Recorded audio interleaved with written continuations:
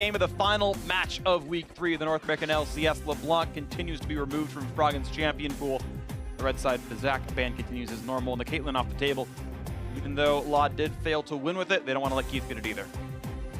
Yeah, I can see not too much changing in the bans. Obviously, the Caitlyn coming through in the ban phase makes sense.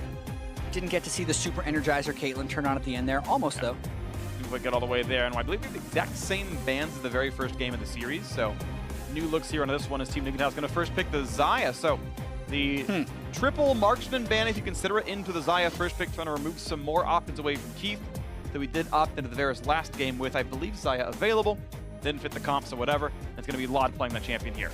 Yeah, and this might be a little bit of a call onto Gate to say, hey, you either pick Rakan without the synergy, or you give us both. Because that's the only option they really have here. And they decide to go against the duo. Yeah, they're not going to rush for it just yet. Akaden continues the trend of, if you can give me first round at least, please do so. And to his credit, he has had successful after successful after successful early games on this champion. So that part of champ select is working. Shrimp back on his trademark Lee Sin, one of his better champions. And there is the Vistayan duo in the bot lane for Lod and Big. Yeah, I really like that duo for them. Big makes big plays on it, even when they had it with the Callista, and I think it's amplified with this duo. The one thing, though, is the Callista was actually really good for Lod. I think that's the most damage I've seen him do in a game this split for sure. It was the tops on the team and carried a lot of those late game fights. Have not seen that out of his Xayah. Well, there's still games to be played. We are having longer ones in this series, so Xayah does tend to scale pretty well, especially if you are cutting back. Thrush can be the final lock-in here in this first round, so we have mirrored roles here in this one. The junglers and bot laners together, both solos up, and you expect that to be a blind top lane into top mid, and then Froggen getting counterpick at the end.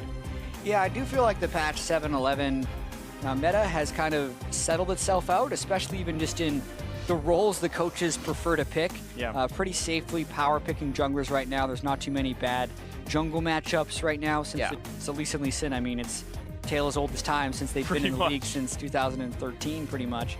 And Thresh is even back, so like just generic stuff you can pick early on, and it's all coming down to the solo lanes.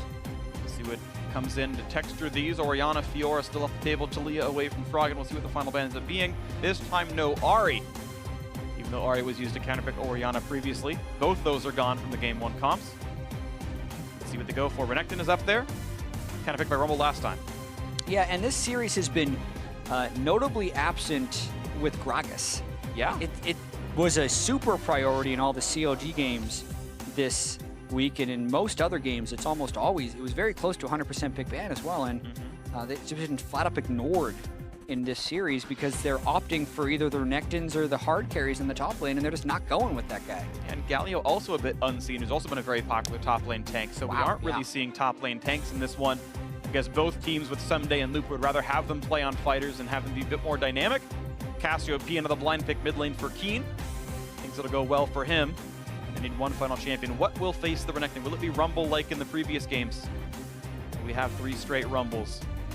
And it's gonna be the Gragas, hey! And Froggen will play Gallion! Yeah! Almost. Or Yasuo! Yeah, I always like the biggest super animated when the final lock-in is in.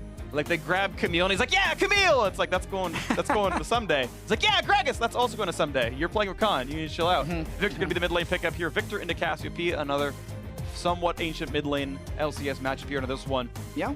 I don't think Victor is all that strong in the general sense, just as a general champion. I think it's great in Illusion, but a little surprised to see it in a mage-mage matchup, personally. Yeah, I don't like it into Cassiopeia, but then you also have to consider the alternatives. LeBlanc, Ahri, Talia, Orianna, all banned away. Anivia is something I feel like Froggen may have banned himself from picking in the LCS since they lost a lot of games with it.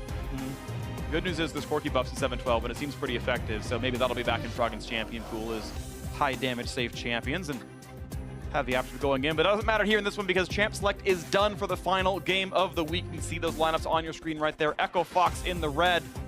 Those are the 5 champions there. Team Dignitas in blue on the left-hand side of the stage, ready to go for who can take this one down. Does Team Dignitas stay in that tie for first place with, I believe, just Counter Logic Gaming? I think maybe Immortals. I forget if they're 5-1. I think they are. So a 3-way tie for first place is available for Team Dignitas to join Counter Logic Gaming and Immortals, or can Echo Fox drag them down to the giant tie for third?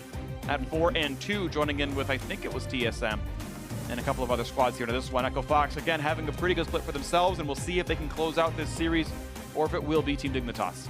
Yeah, and some standard matchups in this series. Interested to see how some days Gragas plays. We've seen a lot of disengage and macro map type of plays in this series so far because people haven't really played the true tanks that really look for the team fights. But right here, Team Dignitas, Gragas, Cassiopeia, Xayah Rakan, Lee Sin, all these things can work very well in a standard team fight. We'll see what they get for themselves as we are onto the Rift for this final game of the week. Froggen on the victor, hoping to be that in this game. Doran's Ring Potion's pretty standard here. Keen on the Cassiopeia.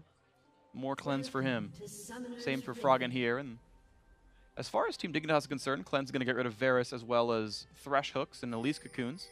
As far as Echo Fox, it's Xayah Roots and I guess Rakan Charms, but there's a little bit less to cleanse against Team Dignitas, but still decent with the Cassiopeia and things like this. I do actually like cleanse into Rakan. A lot of times QSS actually doesn't work great against it, because the Grand Entrance is going to be a knock-up, and then the Quickness is going to be a charm right after. Yeah. So the QSS, oftentimes, you're going to QSS one, get hit by the other, or wait too long to use it.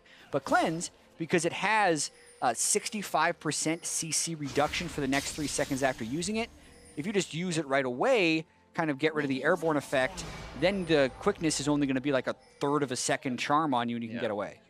Yeah, so we'll see if that comes out and pays off for Froggen here in this one. Certainly Victor can do plenty of damage. We'll see if that comes in. Stoneborn Pact on Thresh. We see it sometimes. I don't like it because Thresh is ranged. You only get half value off of it. It tends to be better to have Courage of the Colossus and be a frontliner, but it's still up for debate. 5% health is going to happen regardless. Occasionally they're going to be invaded upon. And this could be pretty nice for Someday and Keen. Actually not getting that much done as Keen getting some of this. The barrel, what will it kill? Looks like actually nothing. It'll just help his opposing jungler. Oh, he gave one away. Acadian could have seen the barrel. He gave away one of them. Yeah, he just needed to stop damage for a little bit.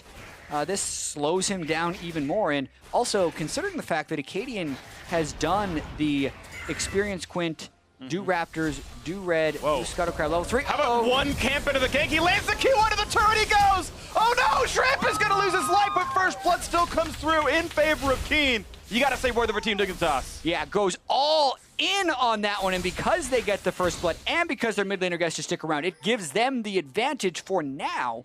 And Acadian... He's got cleanse though. Yeah, Acadian should just go and pick up some of those minions that are gonna die to the turret. Yeah, he'll get XP, and that's worth more than a camp would have been. So many level 2 ganks from the Lee Sin lately. Just get that war jump while the mid laner's still level 1. Mid laners have been getting pretty cheeky with their trades in the early game. Just getting the war jump makes the Q very easy to land. High success rate, I'd have to say, on the level 2 ganks I've seen lately, but does trade the kill back, which isn't always what you want. Oh, Hook's going to land onto the Marksman, but a nice double knockup, though, means the trade goes pretty well. They've got the... Yeah, look at those feathers. Good damage onto Keith back there. Law forced to kite out with Ignite on him. Now, in terms of talking about the total value of that mid lane gank, of course, in the very early game, you do not get full assist pool. So it was not a full 200 assist gold First Blood to Shrimp, but still obviously meaningful. It's still positive gold. The question is, how well can you farm on the backside of this one? Yeah, and how much does it set Shrimp back? Because early jungle advantage is incredibly valuable, whether it's from a camp clearing perspective or a vision perspective. And what we saw here is Acadian actually took the Raptors away from Shrimp, which is relatively impactful, and then can still go for that delayed blue buff. So Acadian, it's kind of on him to punish, because Froggen did all he could, trading the kill back and making Shrimp really pay for that gank. Now he's just got to pay it forward. Well, Acadian's got XP right now, so we'll see how much more he can pay forward on this one. Echo Fox is a team pretty much equal in gold, so have farmed enough to make up for this. Small farm lead to Someday. And with a ward for Looper, he's probably okay against this one. Takes a body slam, but not taking too much damage. Doran Shield helps, obviously, and top lane is basically equal. The bot lane is the real major lead, though. Keith is absolutely blasting this lane right now with the Varus Thresh. Credit to both those players, of course, but they're doing well against Laud and Big. Yeah, even with the Ignite being burned early, still able to have the aggressive support against the Rakan. A lot of LCS players saying that's a pretty good matchup whenever you can kill threat the Rakan early. Slice and dice forward, plenty of damage here into this one. Looper not going for the stun or anything, just going to keep his rage bar up, but Shrimp is nearby, and well, with Someday out of mana, there's no CC threat, and it lets Looper play with not a lot of care. Acadian can see Shrimp, but the same comes through. Almost lands that one. Probably wouldn't have won the fight regardless. Yeah, and Shrimp, you could see him wanting to pull off that gank early. Actually, Shrimp has done a pretty admirable job of farming back up. Actually has a gold lead onto Acadian, even though Acadian got both Raptor camps. Hasn't farmed much outside of that. You go to see what's up next for this one. Someday gonna, oh, he gets the cannon. Perfect. All right, body slam. Kept the crowd in suspense, but he made it happen. Nice mechanics here. I feel like somebody's done this before. Wow, that was actually incredible. Got actually every single one. Yeah, really good considering there's weird levels of health on a lot of the minion wave too. Triple Dorns does help make your rank 3 barrel roll do a ton of damage. I think already that barrel roll is doing close to 300 damage, even in rank 3 if he leaves it full charge. Because it's going to be 199 damage and then 50% more damage if you leave it till the full charge. Which makes it already 300. There we go. 290. 8.5. Yeah. But yes, essentially we're there. You rounding freak, you gotta be careful. Uh-oh. I'm gonna call you out. Looper gonna land the giant stun. Trade back out, run away. Oh, that barrel did 199 damage before magic resist. Yeah, now quick, tell me how much it does with 49 MR. If it was 50, you'd be able to do it fast. Yeah, but it's the roughly 2/3, slightly round down a little bit. Yeah. Yeah, close enough here in this one. Oh, that's nice. They kind of buffer the stuns against each other. Trading back and forth still. Looper has no mana, but it doesn't matter because he's renekton. Doesn't have mana. Doing well for himself. Someday sustaining up with the Triple Dorns ring without many issues. Gets the cannon. Perfect gameplay. Yeah, Korean top lane. You really don't get to see much when you're playing Renekton versus Gragas unless someone's coming to join. But the spectators kept showing us. Hey, so it's we kept fun. casting it. These guys are really good. They are really good. We were freaking out over the CS. That's true. It was actually completely They're relevant. winning the game in CS. Wow. Most skilled players in League of Legends. Who's surprised that they're Korean? Beautiful play out of Looper, and Someday pops all the fervor stacks, then kites right back out and dodges the barrel. Looper is a perfect human being. All right. Keen up for CS. I don't know, that's a bit aggressive, I know. I don't know where that came from exactly, but it's okay. Someday, good ward though. I like that, by the way. You notice that he didn't ward just like the random brush in next to his lane, like that tri-brush there. That's the lazy ward that's actually not helpful at all unless your opponents are bad. You actually need to ward somewhere deeper to watch the roam in. The one over the wall there, for example, saw Acadian. He's got a lot more control of whether he's going to ganked or not. True. Look at that. Cocoon in the face though, 300 health left on Shrimp. There's the poison as well. But he's got backup from Froggen, so all is going to be okay in that one. A quick safeguard to get the shield across. Back to farming goes Shrimp. Keen could have gotten his miasma down. It may have threatened a little bit more of a kill, but basically Froggen being there at level 6 made sure nothing much was going to be doing there. Lost the cannon, but they find the root. A lot of damage there. They're not coming back across though, but look at all the feathers coming across. Now Lod forced to kite back out, but the hook's going to land in a big piercing arrow used on a Lod. Zona heal maybe a bit preemptive. Big was basically full health right there, but Lod hits the button anyway. Keeps the health bar big, and out they go. Now Keen threatened to be dove by Froggen, kites away from the laser. Gotta say, questionable flash forward by Keith in that trade right there while they were fighting. I think he was trying to get out of the Rakan CC, but ended up flashing a few inches forward.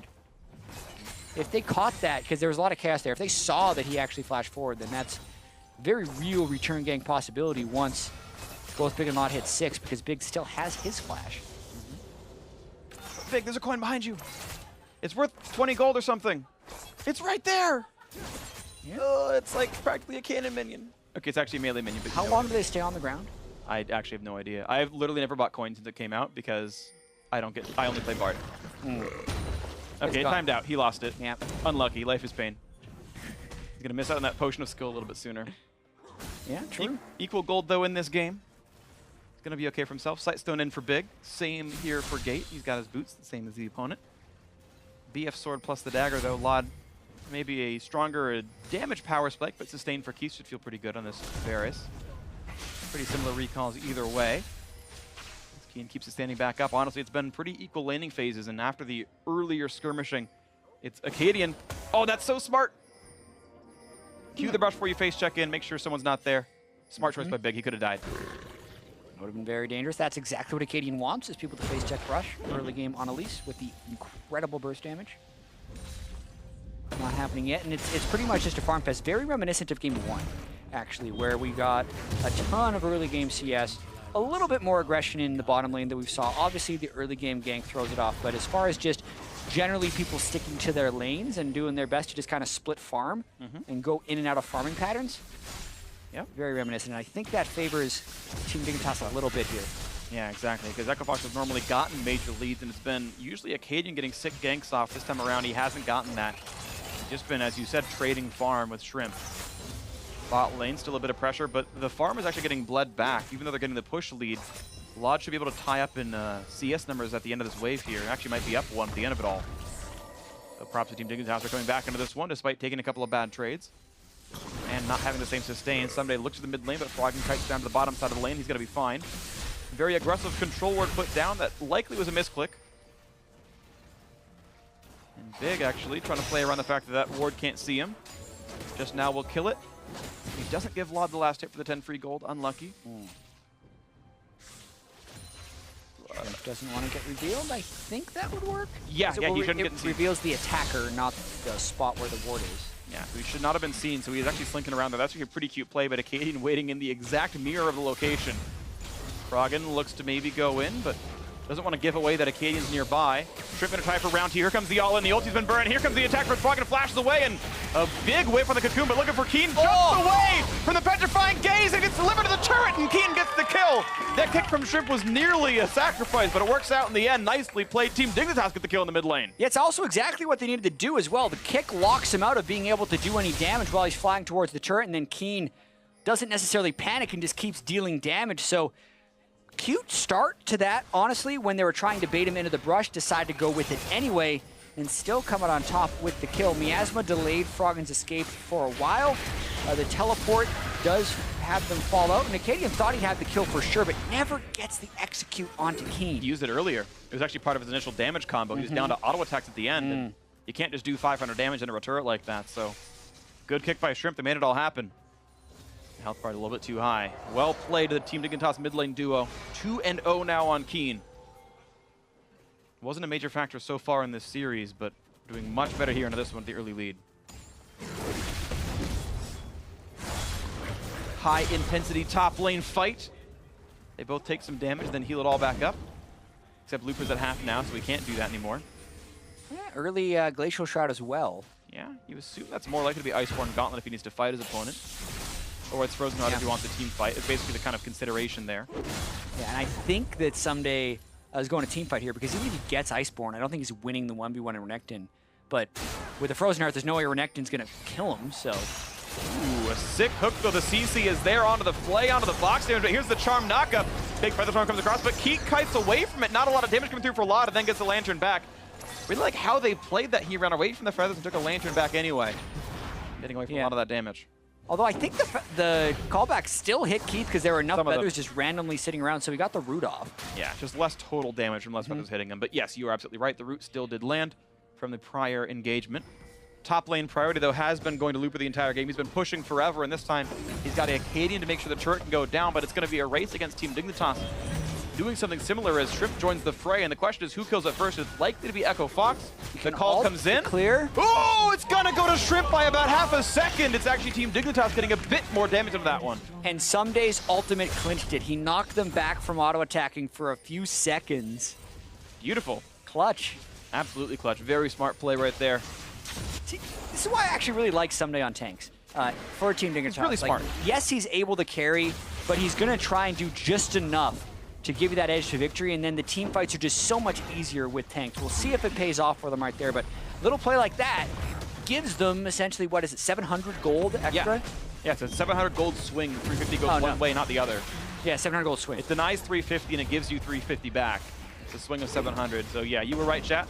I believed you the whole time. Rift Herald, though, this one will go pretty early to Echo Fox. A little bit of an early smite, but they got it. Bit of a knockup. They should still get the Eye of the Herald buff without any issues, but he's standing on top of the Lantern, and Acadian can't get out for now. Here comes the re-engage. Shrimp picks off Gate.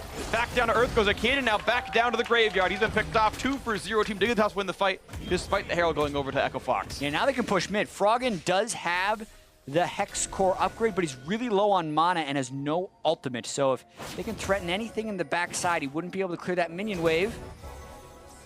Gotta be close. We're down to half right now, and the damage comes through. Got an E off. All right, cleared the wave away. Right now, though, let's say 1,300 gold lead for Team Dignitas, and Shrimp looking for even more. Didn't have Q, so he ward hopped into the Krug pit just to make sure he can kill him faster. Watch this one more time. Big locks up Cadian for quite a while. They never really let him get to that lantern. And then the rest of the fight, Keith isn't there. So Laud and Big being there make it pretty free for them to just kind of boldly run into the fight. It went well for them. We'll see if Equifox can pick up the scraps here as the gold lead actually stretched to 2,000 briefly, as they've got minion waves to secure and some minions and farm to acquire. See what they can get out of this one. Of course, you expect a turret to go down if you get proper Rift Herald usage. Top lane's already dead, but you feel like mid lane's a possibility with Froggen having a lot of power. And also, bot lane is almost deserted half the time now. It's kind of a, someone shows up, clears 2 waves, walks away, repeat back and forth. You show up a Rift Herald there, you maybe get the turret down with it. Maybe you can go there. Acadian, of course, has free roam being the jungler. Slower start this game around. Early Ninja Tabby to survive some of the physical damage, but this time it's not so cut and dry as both Someday and Keen are magic damage focused. There's 2 magic threats. Yeah. It's pretty tricky to itemize against either one of these teams. There's pretty good balance of damage from both team compositions. A lot of good team fights starting by the team compositions as well. And then it's been Equifox who's generally held the early games in this series. And Team Dignitas, who, you know, last split had a lot of issues closing games as well because it was pretty much just Someday who's getting ahead. But in these situations, we know Shrimp can make plays. We know Big can definitely go and make plays on Rakan. So they're sitting pretty right now as long as they can continue the trends that we have seen from them so far in this split. And a Dignitas now with a gold lead for the first time practically all series, to be honest. Maybe the first time they've actually had up in gold for the last 2 hours of gameplay. Actually proactive on the map. They're going first for top lane. They get that outer turret taken down. Rift Herald does get summoned here by Acadian on the bot side of the map, but it's still slower than the Team Dignitas push was. The question is, can they get tier 2? That's likely if no one shows up. And you can see the Vestayan duo, Laud and Big, heading to the bot lane to counteract this. Yeah, Keith would want to go for tier 2, but he has no wards in the spot. They even had a really nice deep Farsight totem that Keith placed to know whether or not he could finish that because he was watching them run out of the base. So credit to Keith there. He gets that one, only gets half the turret damage here, and Someday gonna get cocooned! He didn't see Acadian was coming. That's going to be a dead Gragas. Has flash. Gonna body Sam away for a bit more time, clear some waves out, but he's going to drop for this one. So a kill picked up for Equifox brings it a bit closer. 1,700 the difference. Yeah, mid lane under fire. Didn't really catch why he was so late on that recall. Definitely got a... I think he stayed for more waves to push. As just Laud and Big were going to defend. Didn't realize Acadian was coming. Gotta say that's a misplay by Someday. Either way, they're trying to keep the waves managed. One thing that Equifox can do a lot better with the Victor is keep mid lane priority better than they did in games 1 or 2. Because it's so easy for him to just clear the wave with one spell. We'll see if that can keep happening. It's certainly going to be faster than what Cassiopeia can do, so that'll help Equifox a little bit throughout this mid game. We'll see what comes up next. 2 minutes under that until Mountain Drake comes up. 2 minutes until the Baron Nash responds, though it's without either team having a major lead, unlikely to be killed before 30. Look at the play on Keen, not going to find that just yet. Just still playing the wave clear back and forth. And we'll see when things start to come through. Shrimp waiting in the wings in the mid lane, but you can see Froggen hugging his control ward to make sure he's safe. That's always correct to play to the side of the vision, or the side of the lane where you are less likely to be ganked from. When you have a ward, you're not likely to be ganked from there. Yep. Smart play, as usual, by Froggen in the laning phase. Been so dominant this year.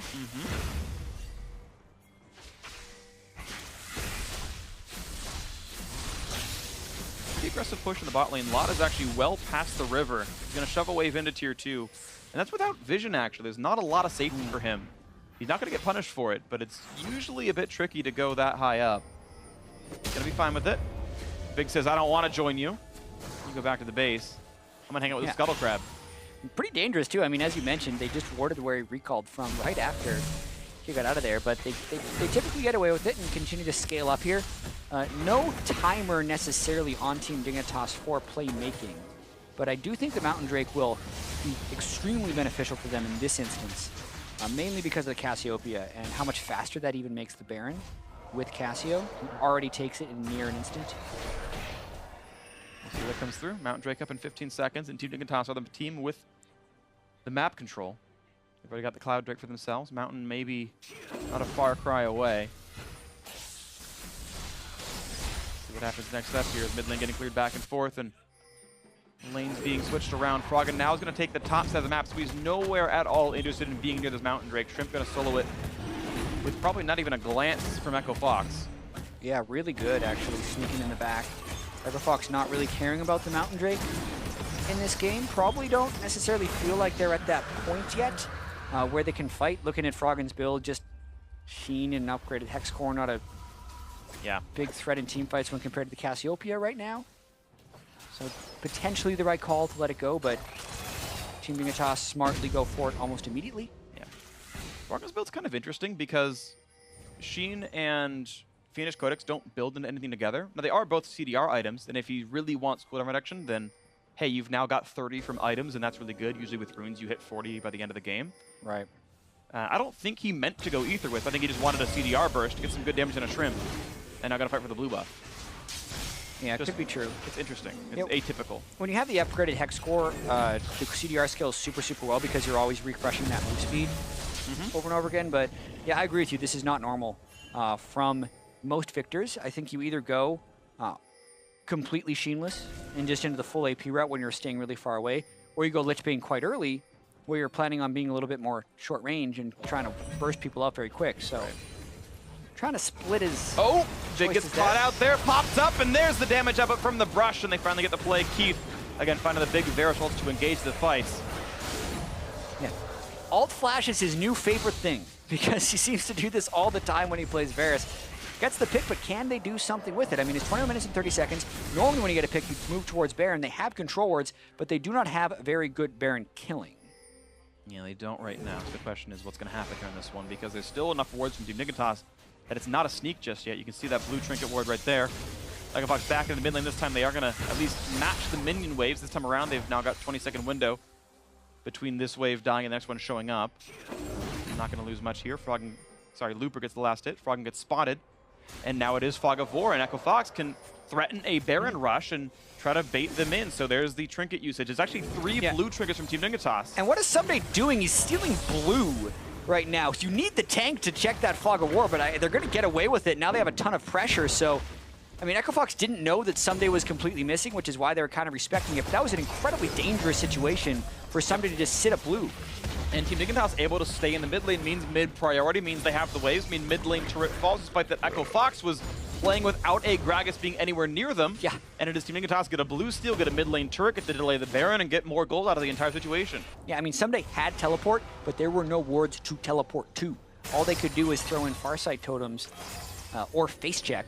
And, I mean, they got away with it. They had, once again, mid lane priority, so they're checking through a very small area where they weren't expected to necessarily get picked off, and they knew the Varus ult was down. So another a lost trade by Echo Fox, even though they are the ones that originated it with the pick onto Big. And it's interesting seeing team and player play styles, because Someday's playing the same way he was on Camille, which is his extended split pushing. He's staying by himself a lot longer, prioritizing his farm, prioritizing his pushes, saying, don't worry, I'll TP and join you. And Looper, this time actually on the better split pusher on Renekton, and is still the one proactively joining the team, saying, we'll go for the play together. Now that's probably an Echo Fox call, saying let's do something together as 5.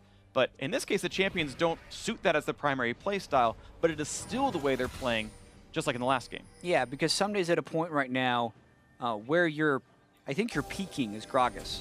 When you have the high CDR build, your base damages are there, and people haven't built Void Staffs or Last Whispers to cut through your huge resistances and self-healing. So I think Team Dignitas should be looking to teamfight around now. They even have the Static Shift Power Spike onto Xayah, but Someday just chilling over in that side lane. Maybe we see a TP play sometime soon if Echo Fox tries to push up. Maybe eventually. Want to point out, Big did complete his support quest a little while ago, so level 10 will be rank 2 quickness. That's kind of nice for him right there. He basically can pretend he's level 10 aside from base stats and trinket uses, but he got that one already anyway. And that'll be a little bit nice thing for him as we continue on looking for a bit of a play. Control ward's going to be fought for and traded back and forth. Team Dignitas now have Fog of War lead around this Baron pit. Varus ult's going to land on a Shrimp and is going to hook in the support. Good damage into Big, who jumps right back out, and the Chaos Storm is in, but doesn't find a lot of damage. Just a little bit of chips onto the Team Dignitas support right now. Not a lot gained. Someday has joined the team a little bit here. Hasn't found much to do yet, though. Yeah, had to body slam over the wall on his approach, which is generally why Keith actually ulted, because he didn't think the counter engage from Someday would be able to be immediate. Now Looper might be waiting for a fight to break out, hoping to get a flank. Let's see if he looks for it. He is trying to join instead of trying to split push, even though teleport is up. You think he'd want to be on the side, but he's not. Cassiopeia Mountain Drake right here, and there's the Gragas that can keep them away. They're trying to rush it down. No blue tickets available. The damage still coming through on a Baron. 2,000 health. No one's in range to steal. Here comes the shot. It's going to go over to Shrimp way too quickly. Now the two-man knockup. The follow through the roof. The damage of a 2 kills already. And Team Dignitas absolutely slaughtering Echo Fox now. Gate left alone. Jumps over the wall. He's got Froggen near him. An explosive cast takes him down 4-0. Only Froggen stands. What a turn there by Team Dignitas, dancing back and forth around the mid lane for so long, and then making an incredibly decisive call. Someday as well, clutching at the end of that team fight, but mainly it's the Cassiopeia Mountain Drake and the confidence to go for that play. And they're going to now look for the 2-on-1 against Froggen as the rest of the team pushes elsewhere. Chaos Storm is back up thanks to the CDR, but he's now out of mana, and the kills should be coming through despite the minion lane being kind of annoying. He's out of spells. The kill comes in. Another shield comes through for Courage the Colossus. The mid lane inhibitor will fall as well. And this, Echo Fox, is what a team does with a gold lead. Significantly faster shot calling. Team Dignitas doing so much with it. Yeah, contrast the Baron plays of the two teams. In this game alone, Echo Fox ends up losing a mid lane turret off of their dance. This is what Team Dignitas' dance gives them. 2 instant kills onto the Elise and the Varus. No chance in the team fight for Echo Fox as they pile in right as the Baron falls, and a delayed ace plus the inhibitor. That's about as perfect as you can get your result to be for a 24 or 25 minute Baron rush. 8,000 gold up at 26 minutes, and it's likely to close out in the next 4 here as Team Dignitas have all the advantages they need. They've got an Ocean Drake ready for them if they want to get more. But you wonder what their actual objective is going to be. Looks like Laud and Someday will take this one down, but the rest of the team ready to move forward a little bit elsewhere. Looks like it'll be pressure towards the bottom side of the map right now as they're joining the rest of the reinforcements from this Ocean Drake attempt. Gate's got his quest done as well. That's the shield around him. Yeah. A little poke back and forth. And also, for comparing what you do with an 8 or 10,000 goal lead from Game 2 with Echo Fox to Game 3 with Team Dignitas, the team composition actually factors into it pretty heavily. They have a tank initiator, which is something Echo Fox was critically lacking in the last game due to their style of team composition. Now Someday, with this Gargoyle Stoneplate, Frozen Heart, 250 armor, 2,500 health build, they can try and power down Echo Fox's base. Absolutely. And even Big is doing a good job of that one as well. Look for the play forward. Hook's going to buy some time, but Someday pops the Stoneplate. Going to stay alive for this one. Damage now onto that bot lane inhibitor itself. The turret's already fallen. Double inhib down. We're only 27:30 into the game. Baron buff still on. Looking to close it out just now as the Renekton's still pushing. They get the charm. They get the knock up the airborne there. The kill. The root, and he's gone. Acadian is out 1-for-0. Gate cutting back. Explosive cast. Gets perfect. Finds another, but they do get a trade. Kill as Rakan has fallen, but doesn't really matter. Looper's joined the fray. Big damage into this one, but Lot able to kite back so easily. Petrifying Gaze takes down a kill, and it's just now Shrimp going to go chase down into Frog. That's the ace. That's the game, and it's all over. Team Dignitas. They needed a comeback win in Game 1, but this one is a 28-minute slaughter as Team Dignitas will keep their first place tie. They will take down Echo Fox 2-1, and they close out Week 3 at a 5-1 scoreline. And what an explosive ending that was. 10 kills in the first 2 minutes of their Baron power play. They danced around a lot of the early game, and they were justifiably patient because Team Dignitas knew that with the Cassiopeia, with the tank, and with the way they can macro play around Baron, that they would be fine. And they absolutely execute down the stretch for the 28-minute win. 1, 2, 3, Great plays out of Team Dignitas. You put Someday on a tank, and it's their best looking game yet. It's interesting when you've got a player like this who's by many thinking to be him. Many think that he is the best top player in the league. Why doesn't he play Fiora every game? Why doesn't he play Camille Renekton every game? When you put him on Gragas, and look how much better the games look. Of course, some of this was Acadian not getting the same early game from before. Shrimp had that level 2 first blood in the mid lane. Certainly this game went differently. But it brings up questions. If Team Dignitas have a good early game, look what their games look like. Yeah. If Echo Fox don't, look what those do. Acadian's been kind of carrying them through a lot of their early games. This one, though, not the same impact. Yeah, Acadian could not get going in this one. Shrimp with the quick level 2 gank onto Froggen. Didn't never let Froggen get going in the mid lane. Acadian unable to answer after Shrimp did die during that gank. And then it was just the stall fest for a while before Team Dignitas turned it on. Such a different team we see now than we did in the spring. Yes, 2 players are different as well. We have Big in support and also Shrimp in the jungle, but just the people who are leading the charge and making plays. Well, somebody did do it in the final fight, but other than that, Big flying forward on the Rakan, Shrimp flying forward on the Lee Sin, making kicks. And Chaser was a pretty good Lee Sin, but it's a sense of fearlessness you see with Shrimp that at least for now is paying off in a big way. Absolutely, yeah. So 5-1, a first-place team right now. Still very strange that their one loss was to Team Liquid out of nowhere, right? Yeah, Team Dignitas. That puts an asterisk right next to their first-place tie right now. I mean, it's like how people said TSM was 17-0 because Phoenix 1 was special. It's like somehow, like, by most rights, Dignitas should be undefeated right now after 3 weeks. You'd almost consider, and that's weird to say, like, that the Liquid loss doesn't count. I know it's strange. I'm going to get some flame for that one, but, like... Definitely counts.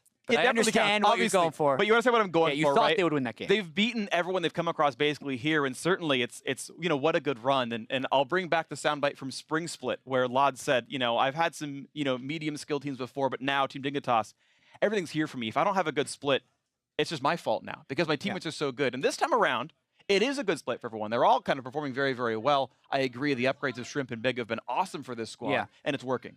And you also have to consider that Laud is playing with even more pressure on him this split. Yes, he's on a successful team, but the team recently signed 2 other bot lane players with a lot of LCS experience, Alltech and Adrian. So Laud knows he needs to perform in every one of these games. He played great this series. Absolutely did. So we're going to hear from more about this series. Let's send it over to Captain Flowers and Laud himself. Nice chin. Thank you very much, gentlemen. I'm here with Lod, who, with the rest of Team Dignitas, is now sitting on a 5-1 record, tied for first place in the NALCS. Talk to me about how that feels and how you guys have progressed as a team since Spring Split. It feels really good. This time last split, we were like 1-5, so we like swapped things around. We've done a lot of hard work. I think everyone is practicing really hard, and we've just had like a lot more synergy now. Big has a really loud voice on the team, and he's not afraid to get hyphy, which is really nice. So, yeah, it's going good so far. Now, every time we see Big, he always seems so excited and so energetic on screen. What's it like, the synergy that you two have built up? You talked about the hard work and that coordination and that teamwork together. What about you two specifically in the bottom lane? What's making this work and click for Dignitas? I think we work really well together because we don't take ourselves like too seriously. You know, like when we make mistakes, we're not afraid to call each other out on it, and I think that's really important to have in bot lane. And yeah, I don't know. He's actually like super energetic and hyphy like all the time. Like what you see on screen is like how he is. So, you know, it's enjoyable to work with, and I really like him. Yeah. Sounds like a fantastic team environment. Now, we mentioned you guys being 5-1 at the top of the NALCS standings. Now, that's not a lone crown that you hold. You currently share it with Immortals and with CLG2. How do you guys feel that you stack up compared to those teams? And what are you expecting, especially considering in the upcoming week you are squaring off against Immortals? I'm just really excited to play them. I mean, I'm not really sure what's going to happen. I think we're all really good teams, like all 3 of us. And I think it'll just be like some really close matches. So I'm just excited for it. All right, one last question specifically pertaining to that bottom lane once again. That's going to be you and Big going up against Cody, Sun, and Olay. And then eventually with CLG, you got Stixay and Afromu as well. How do the Dignitas boys compare to their opponents in the bottom lane? I don't want to say anything too much right now because I don't have like the most confidence in my play, but I'm looking forward to it. They're both really good bot lanes. I think we're a really good bot lane, and I think it'll just be good. It'll be a good matchup. So, yeah. All right, good to hear it. Best of luck to you. Best of luck to Dignitas as a whole. We're going to go ahead, toss things back to the analyst desk or back to the casters or wherever we're going to be tossing. I believe it's the analyst desk for the final time today. Thanks, guys. Where's it coming from? Where is it Who's who's up next? Captain Flowers, is it the where are analyst you? desk? Captain Flowers? I think it's us. I think it's us, Mark. Oh, hello. You know what? I think it is. There it is. Oh, All I see right, my hey. name. Hey. Good on Dignitas. That's how you close out a game there. Building up a nice little early lead. They find the right fight for them to get the Baron, and then with a single Baron buff, they close it out, getting business done as would be expected, moving to 5-1 at the end of week 3. I like what they did with the draft this time around. Instead of going like, let's go hyper late game because we're sure once we get there we'll win, why don't you just secure your early game so you don't have to worry about playing from a deficit, go into the mid game relatively even. And also someday on a tank, I know everyone wants to see like the best top laner in the league on a carry, but he's also one of the best tank players. Yep. Great to see him on Gragas against Renekton. Went completely even in a matchup that we saw. I think it was the FlyQuest series go horribly wrong for the Gragas. So good to see that he's just held on a lane phase, found some good engages later on, and they played the team situations out well. I like that point around pivoting away from, like, yes, we're confident in our late game play and that if we were to get there, we could win the game. But hey, if we just match the opposing team's strength, get through that part of their gameplay, even in the mid game, we will win the late game just by virtue of being the better team in this situation. I want to jump into our replay here. Waste no time. 25 minutes in. 4 for 0 off of a huge engage here by Big plus the Baron. You see a huge flank. It's just a good call to melt it down as well with the Cassiopeia and the Mountain Dragon making that free. And then once you have it, you know, they're a little bit too late showing up. You get a nice stun. Follow up with the knockup. Both him and Someday together. Yeah. I have to also call that just the synergy between the two of them to hit the same carries at the same time with both their flashes. Very I mean, key. the flank is super important because a lot of teams struggle with flanking, but having that with the initiation coming in from the front side, you just kind of slam them from both directions at the same time, and then you get to get a couple kills. Now let's go ahead and compare this gold graph to the gold graph from game 2.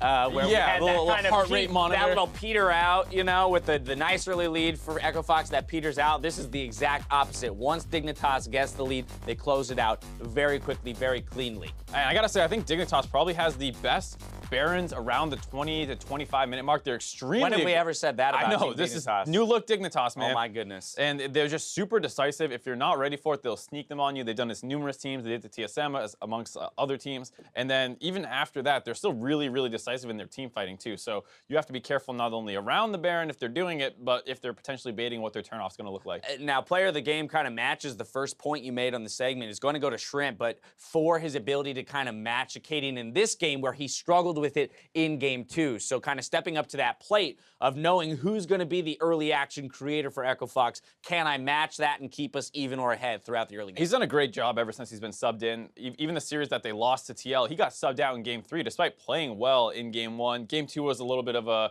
risky business because he kept going down bot lane and got turned a couple times, as well as that invade on an... Oh, that was Chaser actually who had the invade on the Olaf. So even more to the point that ever since he's come in, Shrimp has been doing great. And in this game as well, matching a Cadian who's kind of still an early game monster. And now let's talk about Dignitas a little bit as a whole, because sitting at 5-1, up there tied for first in the league as a team, they still have a few of these series that definitely feel like they could have easily gone the other direction. Again, you don't want to see them slow bleed to death like they did in game 2. You want to see more of these game 3s out of them. So what's your assessment of them alongside, say, Immortals, who's up there in that top tier as well? There's a bit of a question mark still for Dignitas for me. Their early game has been exploited a little bit. They still seem like they rely on Someday, and then they have these really aggressive Barons that have been working out. But if they ever slow down in that, or if it goes past that mark where you're starting to go to the 30, 35-minute Baron, it does feel like they lose a little bit of steam. Okay. So I would want to see them against some of the better teams performing, and next week for them is pretty tough. I believe they have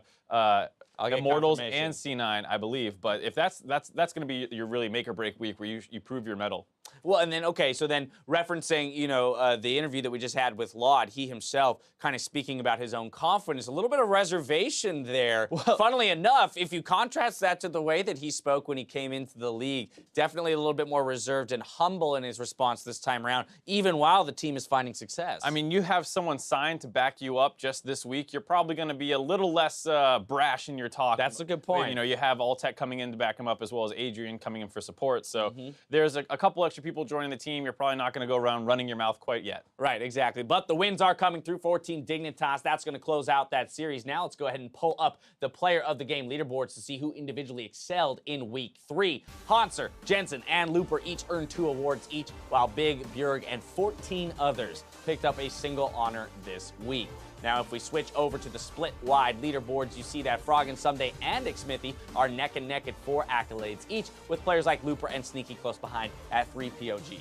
And that is definitely not what you would expect to be the situation. Froggen, obviously a great player. Smithy, a bit of a surprise. Even Someday a little bit, given the fact that heading into the season, Dignitas was, you know, the 6th place team last split. Right, it wasn't previously him who was, garnering all the wins for Dignitas. A little bit more of a struggle in spring and really opening up here in summer. Where's TSM? Where's CLG? A lot of these guys who you think would be in the front of these, player of the game standings aren't there to be seen at the very top. I think what's interesting for me there is, again, Froggen is no surprise, but the fact that both Froggen and Looper have 7 accolades, so are both up there in the top echelon together. Player of the Games really speaks to where Echo Fox is finding their success in terms of the fact that Looper has stepped up to and sometimes be a secondary carry for that team. Especially with the meta kind of changing to things like the Jace, the Kennen, you can play Fiora. There's a lot of different stuff you can do. And he had a couple crazy split push games when he was on things like that Kennen, taking it to a Seraph, I believe, who he really abused once or twice. Now, 6 more weeks to rack up those Player of the Game awards. The NALCS also hits another milestone this weekend as veteran Cloud9 bot laner Sneaky has hit 1,000 total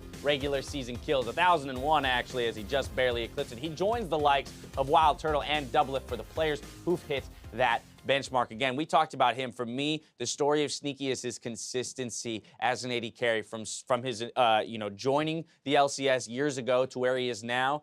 He's very much embodied the role of an AD carry, not necessarily a star, but he's always there and he's always servicing a victory. There's nothing more you could really ask of him. Does he need to be the super lane dominant player pulling tons of resources to the team? No, he's always had someone else who's able to fulfill that role in this team, and he does exactly what they need him to do, as well as you would never hear a bad thing about this guy behind the scenes either. Yeah. A lot of players, oh, he might have a bit of an ego, this or that. You see Sneaky, he's just such a troll the entire time. Exactly. It's hard yeah, he is who you see there on the stage very much. So it's funny, even in that interview, he's joking about the fact, he's like, well, I probably would like to get more kills, but we're handing them over to Jensen constantly. I mean, Jensen, by the way, racking up some crazy kill numbers so far this split. Now, though, it's time to pull up the standings to see how teams finished in Week 3. Team Dignitas, Immortals, and Counterlogic Gaming continue their hold of first place, while Echo Fox and Cloud9 drop to 5th at 3-3, followed by FlyQuest and Team Liquid, who will try to bounce back from 8th in Week 4. Meet us back here Friday for more North American LCS.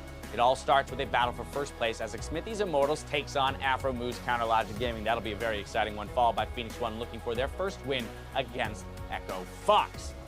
In that series, Immortals versus CLG, how you feeling about that one? I mean, you got to talk about the junglers, right? They were the ones who traded out. Both of them at the top of the standings now, a trade that worked out phenomenally for both teams, and now they really get to kind of prove that, like, I'm the guy who's in charge now, and I'm going to make my team better than yours. It's going to be a great jungle matchup. I'm very excited for it. We have to wait a full week to get it, though. You came out today on Twitter to call out your big plays of the weekend, and here are just a few replays we couldn't resist. Brought to you by Acer. Our first tweet comes from Trichromatic, who pointed out the Xmithie special. You've fallen for one of the classic blunders. Never go for a 50 Baron against Xmithie. Take a look.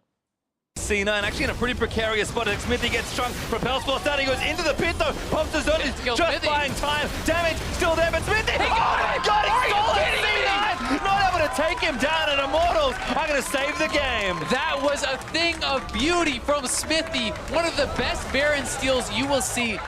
I'm gonna try to go in. Can you go in, Eugene? Not really.